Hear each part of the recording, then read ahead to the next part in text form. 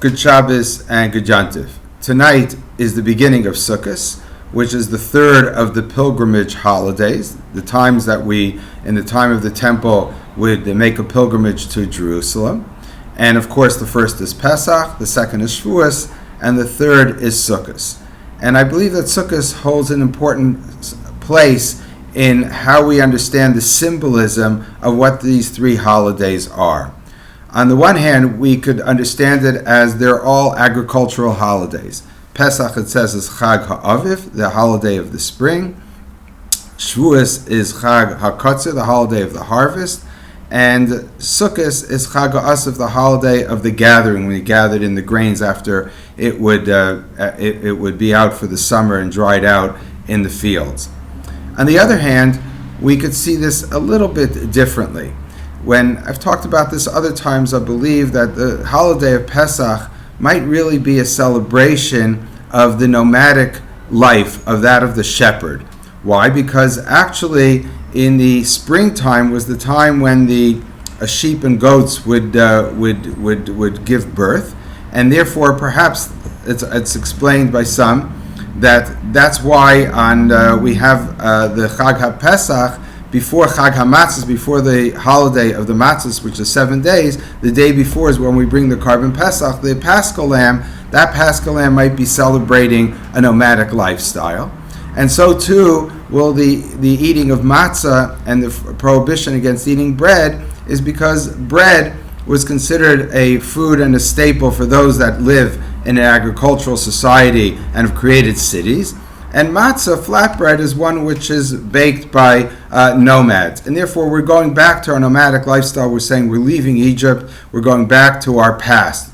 Now, of course, we're going back to our past and eventually we settle in Israel. But the idea is that we want to relate to our forefathers.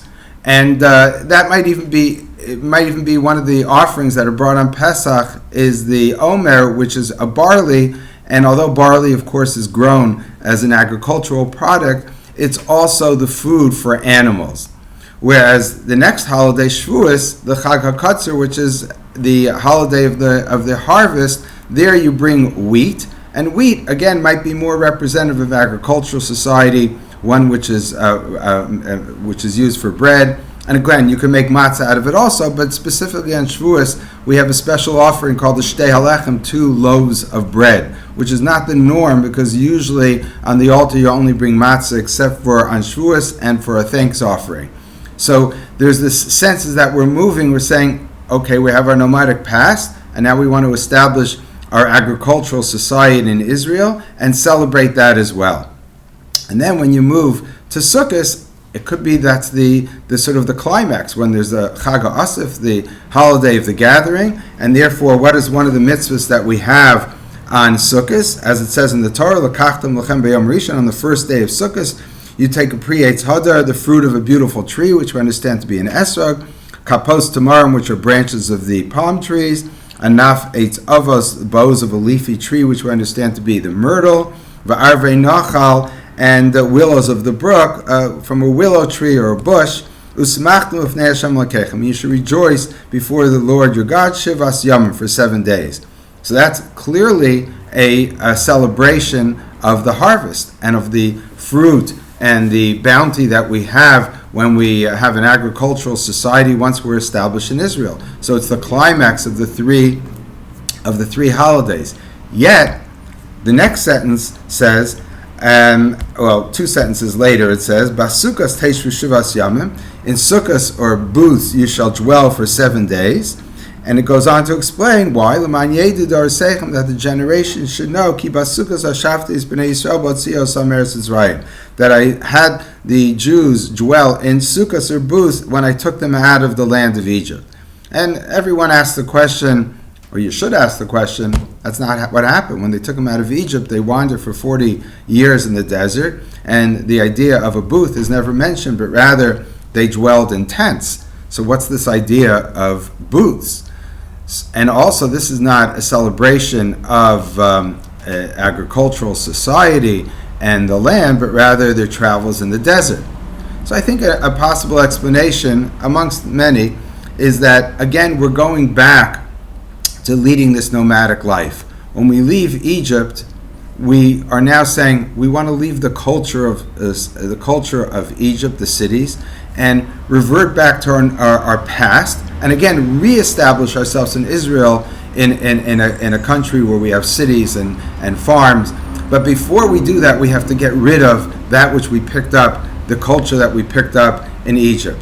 And therefore, perhaps that's why it talks about sukkahs, because what are sukkahs? They're booths. They're actually used by nomads, by shepherds. When the shepherd would travel from place to place, he would build himself a temporary shelter, or he or she would build a temporary shelter while they're watching their goats or sheep graze in the wilderness, usually where there was grain, where there was grazing field land.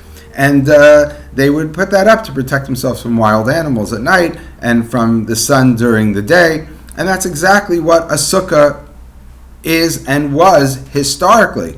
So when the Torah is saying we dwelled in sukkahs when we left the land of Egypt, you could say it means, as many commentators say, it means the Anane HaKavod, the clouds of glory, or it's referring to the tents, and it's just symbolic of this temporary dwelling which we had as we're traveling through the desert. But it might also mean, again symbolically, that I'm taking you back to the past. Now we're going back to our nomadic lifestyle, to being shepherds, and we want to celebrate that. So therefore, perhaps here we have in Sukkot two, in a sense, almost contradictory symbolic mitzvahs. On the one hand, we want to celebrate our agricultural society that we're establishing in Israel, and we're creating cities for ourselves and a country, and like any other country, like any other civilization.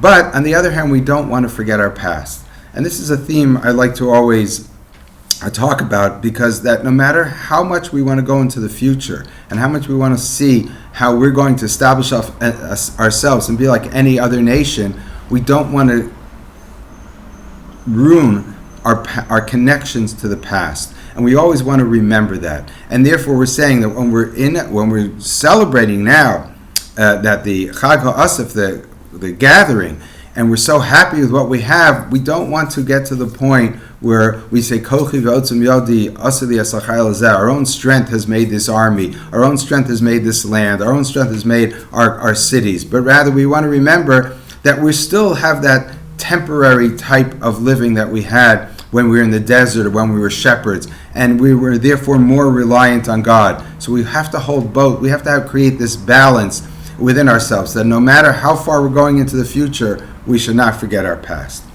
Good Shabbos and good Yom Tov.